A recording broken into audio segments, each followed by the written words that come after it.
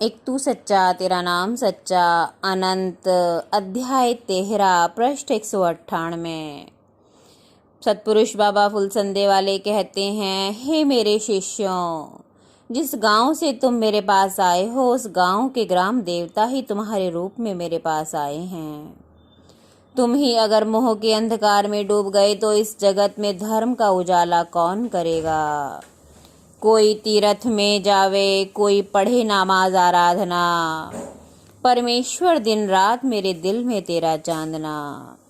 सतपुरुष बाबा फुलसंदे वाले कहते हैं कि मृत्यु एक स्वप्न है, जीवन एक जागृत स्वप्न है।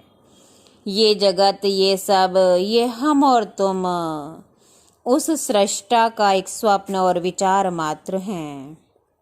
और ज्ञान एक खामोश और निष्कंप लौ की तरह हमारे भीतर है। हमारी दीवारों में शांत और चुपचाप ये सुगंध है जो हमारे फूल से अंतःकरण में भरी हुई है। दरवाज़ों की दरारों से छनकर रोशनी आती है इधर, और इस रोशनी के आसरे कितने ही आत्माएं वस्त्र ओढ़ती हैं और उतार देती हैं। ये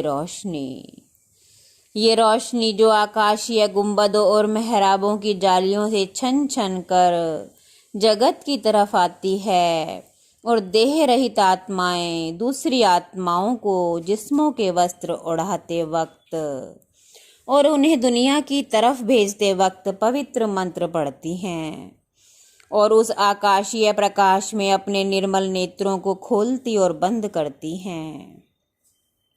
हमारे भीतर और हमारे भीतर से ब्रह्मांड के केंद्र तक एक प्रकाश स्तंभ है। वह रोशनी का खंबा सत्य ने गाड़ा है।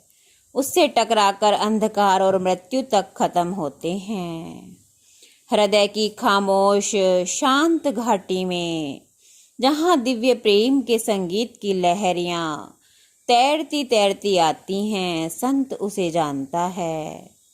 वह निरअहंकार मन की दीन प्रार्थना है। जगत नहीं जानता, एक के वास्ते उजाला और एक के वास्ते अंधकार है। ये दोनों बातें एक साथ जरूरी हैं, क्योंकि ये रहस्य है। क्योंकि सृष्टा के मन से बढ़कर अन्य कोई दूसरा रहस्य नहीं है। हम सृष्टा के हाथ पर ठहरे हुए दीपक हैं। प्रार्थना करो और पवित्र हो जाओ, प्रकाशित हो जाओ। ये मार्ग है, मार्ग जो दिव्यता और अमरता की तरफ, अनंत और अंतहीन की तरफ जाता है।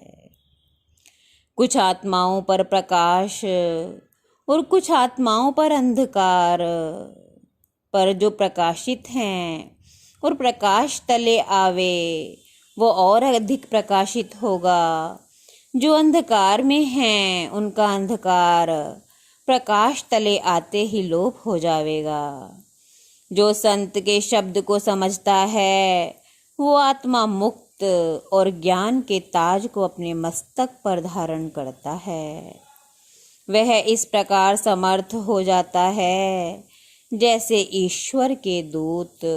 एक तू सच्चा तेरा नाम सच्चा।